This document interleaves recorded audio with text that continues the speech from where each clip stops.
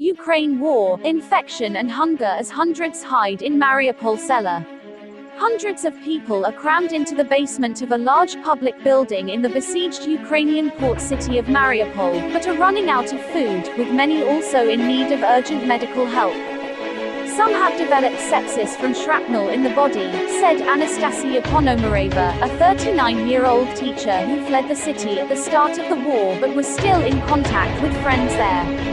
Things are very serious. The city is encircled by Russian troops and remains under constant bombardment, with almost 400,000 people still trapped without running water, and food and medical supplies quickly running out. The local authorities say the war there has left at least 2,400 civilians dead, but even they acknowledge that this is an underestimate. Ms. Ponomareva's friends are with other families in the basement of the building. They have all left homes that are no longer safe or no longer standing.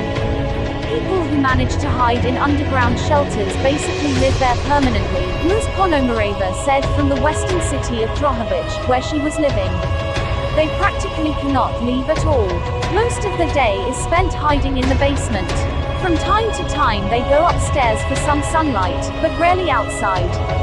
Conditions, she was told, were quickly deteriorating, as some people had a fever and nothing could be done to treat them. There is no medical help, no antibiotics. Some streets are so dangerous that few go out to pick up the dead. Many are being buried in mass graves. And almost non-stop Russian attacks have turned their old neighborhoods into wasteland.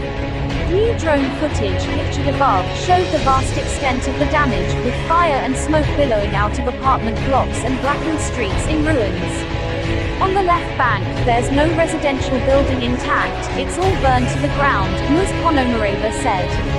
The city center is unrecognizable. Sheltering in the same building, a family of 4 has been in touch with Serhiy Kadyrov, a 40-year-old pastor who left Mariupol 2 weeks ago.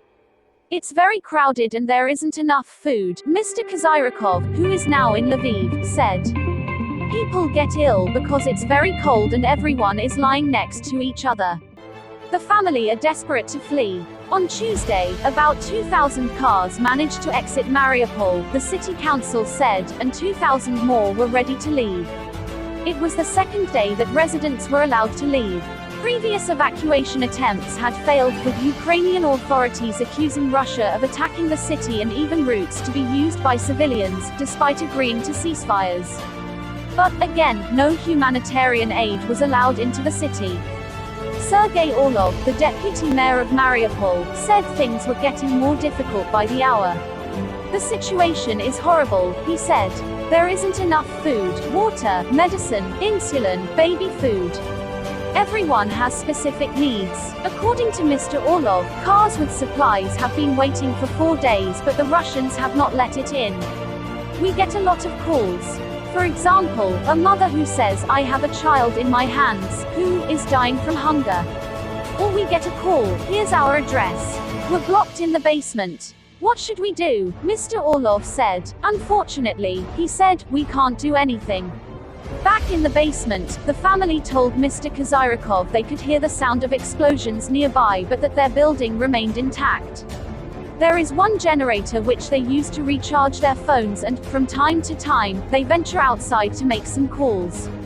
The shelling doesn't stop, he said. They're very frightened. Ms. Ponomareva said the situation was very difficult, to put it mildly. People need a humanitarian corridor, she said. Otherwise, it's a slow death from hunger and thirst.